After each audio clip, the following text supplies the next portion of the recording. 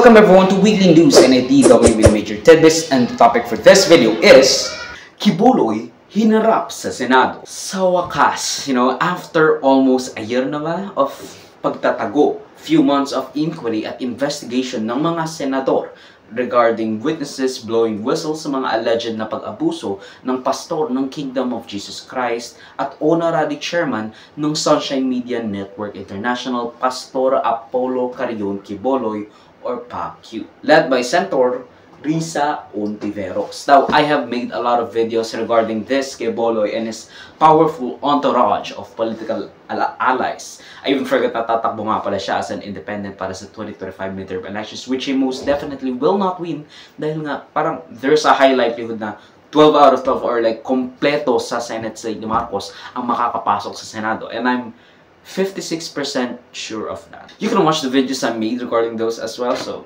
I don't have to keep freaking reciting it to you. Napatan siya after multiple contempt citations, 2 attempt para patawan ng warrant of arrest, at ilang linggong pag-raid ng compound ng KOJC ni Quiboloy. Quiboloy declared that the Senate probe ni Senator Risa Ontiveros already concluded with his guilt, at ang Senate probe ay unfair dahil ito ay trial by publicity kasi nga wala siyang kakilala doon, wala siyang resource person, wala siyang witness para doon. Kind of what I said, so maybe he saw my video tapos kinuha niya yung mga talking points ko. Sa korte niya rin daw sasagutin yung mga paratang na inihain sa kanya.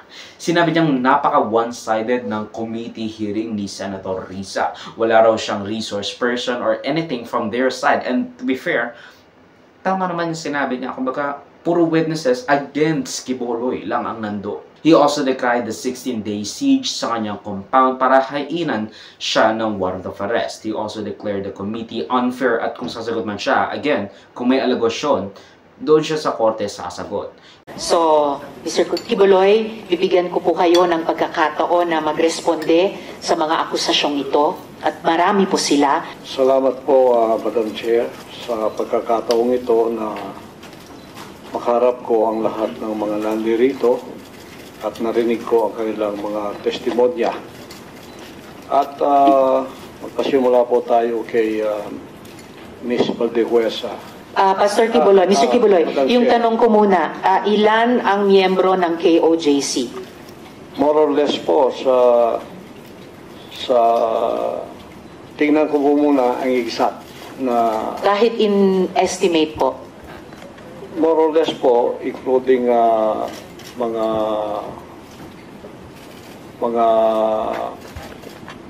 partners, yung ibig sabihin ng partners, yung hindi pa membro, pero covenant partner na sila, mga more or less 7 million. So, kasama, so miyembro plus covenant partners, mga 7 million sa inyong pagkabilang. Okay. Ngayon po, kino-confirm nyo po ba na meron kayong isang hukbo o private army sa inyong disposal? At ano po iyang tinatawag na angels of death? Yan po ay kasinungalingan, at kung yan ay akusasyon, inihiling ko ang accuser na mag-file siya ng kaso laban sa akin. Okay. So, sinasabi nyo kasinungalingan yung isang hukbo na nasa inyong disposal. Opo. Pero ano naman po yung angels of death? Hindi ko po, invento po nila yan. Invento lamang. Ikinakarap ni Pastor Quiboloy sa US na naging basihan ng kanyang pagkakakilanlan kasama sa FBI's most wanted list dahil sa mga kasong smuggling, sex trafficking, and many more acts of lasciviousness. I forget now.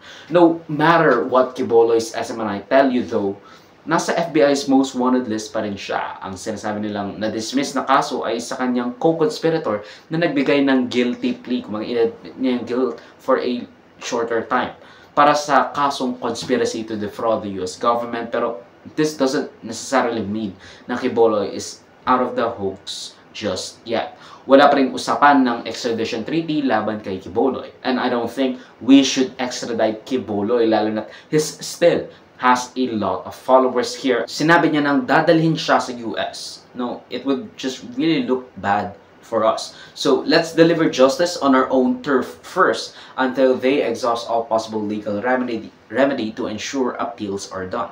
Tapos nun, kapag na-serve niya na yung sentence niya, siguro ibigay mo sa US. I'm not sure. I don't know what the fuck you would do.